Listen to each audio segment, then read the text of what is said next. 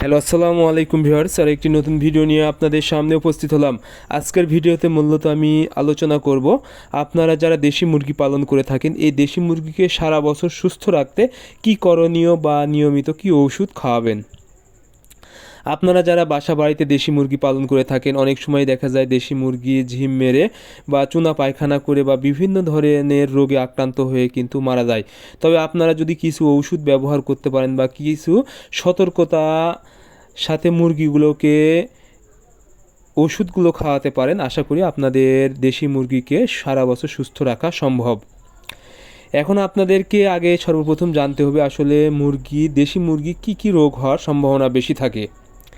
সেক্ষেত্রে সর্বপ্রথম যে সমস্যাটা হয়ে থাকে সেটা হলো বাচ্চা অবস্থায়, অর্থাৎ 10 থেকে 15 দিন বয়সে কিন্তু মুরগির বাচ্চা ঝিম মারে এবং অনেক সময় পিছনে পায়খানা আটকে থাকে এবং চুনা পায়খানা করে মারা যেতে পারে।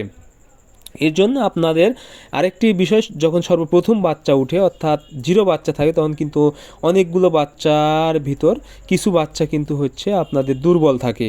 এই দুর্বল বাচ্চাকে আপনারা সবল করবেন কিভাবে? এর জন্য আপনারা ঔষধ হিসেবে লাইসোভিট ব্যবহার করবেন। অর্থাৎ যখনই আপনারা দেশি মুরগির বাচ্চা সংগ্রহ করবেন তখন সর্বপ্রথম লাইসোভিট ব্যবহার করবেন, অর্থাৎ ইমিউনিটি বুস্টার।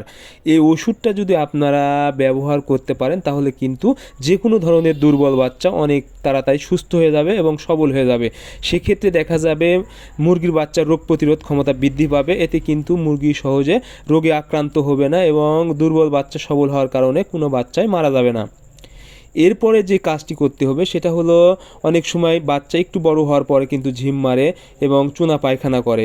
এর জন্য আপনারা অবশ্যই বাচ্চাগুলোকে কিছুদিন, অন্তত 1 মাস থেকে 1.5 মাস পর্যন্ত একটি আবদ্ধ স্থানে সুন্দর করে রেখে দিবেন। এরপরে আপনারা ঔষধ হিসেবে নিয়মিত যদি হচ্ছে সেফা-1 এবং নিয়োগ জেল আপনারা ব্যবহার করতে পারেন। নিয়োগ জেল অর্থাৎ নিওমাইসিন সালফেট, এটা 40 টাকা দাম, 10 গ্রাম প্যাকেট। এই ওষুধটা দিলে কিন্তু দেশি মুরগিকে সুস্থ রাখা সম্ভব। এবং এই সময় কিন্তু দেশি মুরগির বসন্ত বের হয়। বসন্ত বের হলে কি হয়, বসন্তর জন্য আপনারা বসন্তের ভ্যাকসিন করতে পারেন। তাছাড়া মুরগিকে সবসময় পরিষ্কার যদি পানি খাবার দেন এবং হচ্ছে পরিষ্কার পাত্রে খাবার দেন তাহলে কিন্তু এই বসন্তটা আর বের হবে না। এর জন্য আপনারা নিয়মিত রেনামাইসিন খাওয়াতে পারেন। রেনামাইসিন 1 গ্রাম 1 লিটার পানিতে অথবা একটি ট্যাবলেট 4 লিটার পানিতে ব্যবহার করলে কিন্তু এই আপনাদের হচ্ছে বসন্ত থেকে কিন্তু রক্ষা করা সম্ভব। এরপরে যে সমস্যা সেটা হলো, দেশি মুরগির সবচেয়ে মারাত্মক যে রোগটা সেটা হলো রানীক্ষেত রোগ।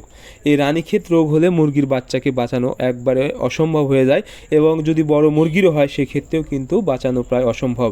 এজন্য এই মুরগির যেন কোনোভাবে রানীক্ষেত রোগ না হয়, সেক্ষেত্রে অবশ্যই আপনারা নিয়মিত 1.5 মাস থেকে 2 মাস পর পর 1.5 মাস থেকে 2 মাস পর পর রানীক্ষেতের ভ্যাকসিন করবেন। আপনারা সর্বপ্রথম 4 দিন বয়সে একটা রানীক্ষেতের ভ্যাকসিন করে দেবেন। এটা আপনারা 100 ডোজ মাত্র 30 থেকে 40 টাকা কিন্তু আপনারা উপজেলা প্রাণী সম্পদ অফিসে পেয়ে যাবেন। এই ভ্যাকসিনটা যদি আপনারা করতে পারেন এবং প্রতিনিয়ত ডিম দেওয়া মুরগি বা যে কোনো ধরনের বয়সের মুরগি 50 থেকে 60 দিন পর পর যদি করতে পারেন তাহলে এই মুরগির কোনোভাবে রানীক্ষেত রোগ হবে না। তাহলে মুরগি একদম সারা বছর কিন্তু সুস্থ রাখবে। আর আপনারা অবশ্যই প্রাকৃতিকভাবে মুরগিকে রসুন দিতে পারেন 1 গ্রাম 1 লিটার পানিতে, তাহলে যে কোনো ধরনের ঠান্ডাজনিত সমস্যা থেকে মুরগি সুস্থ থাকবে এবং মুরগি কিন্তু মারা যাবে না। সো আজকের ভিডিও পর্যন্তই। ধন্যবাদ সবাইকে। আল্লাহ হাফেজ।